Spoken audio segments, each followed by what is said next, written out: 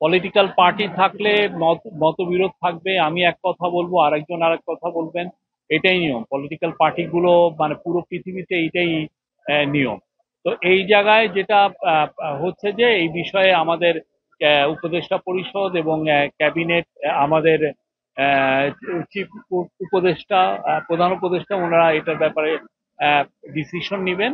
But যে কোনো ডিসিশনই হোক না কেন, ইলেকশন 15ই ফেব্রুয়ারির আগে, ফেব্রুয়ারি প্রথমার্ধে হবে, এইটা কোনো শক্তি না এই ইলেকশনকে পিছানো। এইখানে আমরা প্রতিজ্ঞাবদ্ধ এবং ইলেকশন ঠিক সঠিক সময় হয়ে যাবে। আর কোনো কোনো রাজনৈতিক দল তো অন্তর্বর্তীকালীন সরকারকে হুমকি দিচ্ছে যে তারা যদি আমরা এটাকে হুমকি দেখছি না, তারা তাদের মতের কথা বলছেন, তারা তাদের কথাগুলো বলছেন, তারা তাদের অপিনিয়ন এক্সপ্রেস করছেন, আমরা তাদের অপিনিয়ন গুলো শুনছি।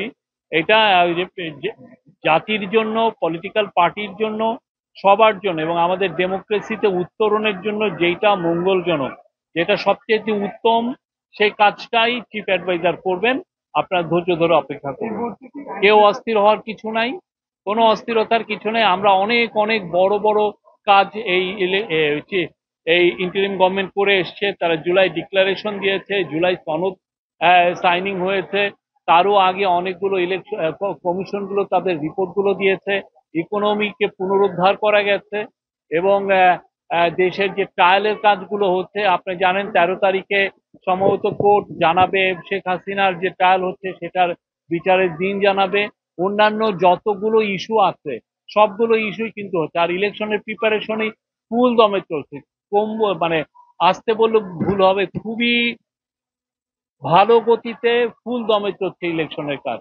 তো সেই জন্য সবাই একটু ধৈর্য ধরেন, দেখেন উপদেষ্টা পরিষদ এবং আমাদের চিফ অ্যাডভাইজার কি ডিসিশন নেন। স্যার আমার একটা বিষয় হচ্ছে মানে প্রান্তিক যে জনগণ রয়েছে আপনারা এখন পর্যন্ত আইন শৃঙ্খলা আমরা যে পরিস্থিতি দেখছি অনেকে শঙ্কা করছেন যে এই আইন শৃঙ্খলা পরিস্থিতি আসলে নির্বাচন আসলে আইন শৃঙ্খলা পরিস্থিতি পারফেক্টলি ওকে আছে।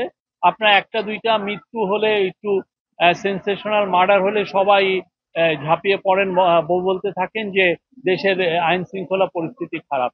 আপনারা একটু ভালোভাবে দেখেন যে এই পরিস্থিতিটা কতটা ভালো বা খারাপ। আমরা প্রতি মাসে আইন শৃঙ্খলা পরিস্থিতির যে ক্রাইমের যে স্ট্যাটিস্টিক সবাইকে দিচ্ছি।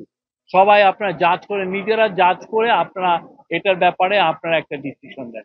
কিন্তু ওই একটা মৃত্যু হলো, একটা সেন্সেশনাল মার্ডার হলো, সেটা দিয়ে কেউ কনক্লুশন ড্র করেন না যে না এইটা দেখে আপনার পাশে হয়তো একটা খুন হয়েছে, সেটা দেখে আপনি বলছেন যে দেশের আইন শৃঙ্খলা পরিস্থিতি খুব খারাপ।